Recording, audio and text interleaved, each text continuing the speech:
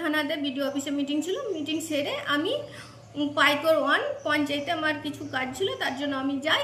ওখানে কিছু দুষ্কৃতী কন্ট্রাক্টর আমাকে ঘেরাও করে আমাকে হুমকি দেয় এবং আমাকে মারতে এসে আর বলে তোর মুখে অ্যাসিড দিয়ে দেব, তোকে গ্যাং রেপ করে উলঙ্গ করে তোকে ঘোরাবো।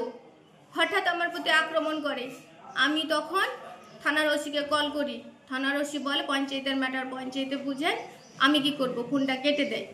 তারপর আমি এমএলএ দাদাকে এবং এসপি সাহেবকে জানাই, ওনারা পুলিশ পাঠিয়ে দেয়। ছোটবাবু অবাইদুল স্যার ভালোভাবে ভেরিফাই করে। তারপর এমএলএ দাদা বলে থানাতে রিপোর্টটা জানাও। আমি থানা যাই, বড়বাবু আমার সঙ্গে কোনো যোগাযোগ করেনি, বড়বাবু আমার কোনো কথাই শোনেনি। অনেকক্ষণ থানার বাইরে আমাকে রোদে বসিয়ে রাখে। তারপর লাস্টে 4:30 হবে কি 3টে হবে, এইরকম সময়তে থানার ওসি রুম থেকে বার হয়ে বলে একটা রিপোর্ট দেন। আমার কোনো কথাই শুনেনি, ওটা বলে চলে যায়। তারপরে আমি রিপোর্টটা নিয়ে অনেকক্ষণ আবার রোদে বসে থাকি। মেজবাবু 6টার সময় রিপোর্টটা জমালে।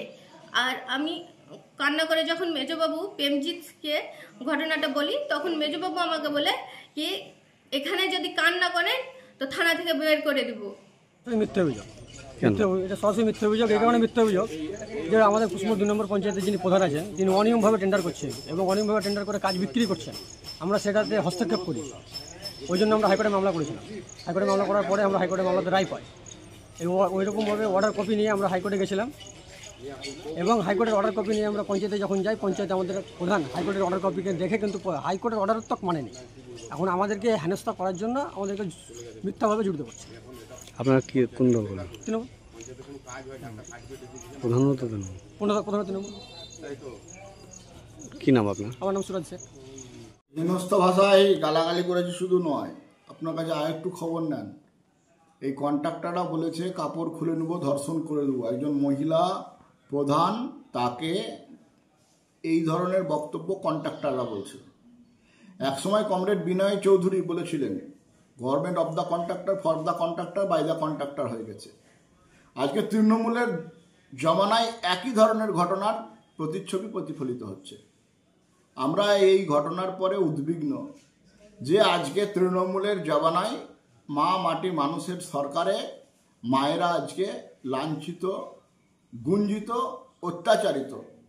এই দেশে, এই রাজ্যে যেখানে মায়েদের সম্মান থাকে না, সেখানে বড় কিছু হতে পারে না।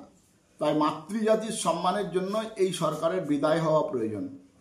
যেখানে প্রধানকে বসিয়েছে, সেই প্রধানকে তারা সম্মান দিতে পারে না, কারণ কাটমানির সঙ্গে প্রধানের মতের মিল হচ্ছে না। তাই পশ্চিমবাংলার মায়েদেরকে আপনাদের মাধ্যমে বলবো, মাতৃশক্তির জাগরণ প্রয়োজন আছে, মাতৃশক্তির উত্থানের প্রয়োজন আছে। তৃণমূল কংগ্রেসের জামানায় সেটা সম্ভব নয়।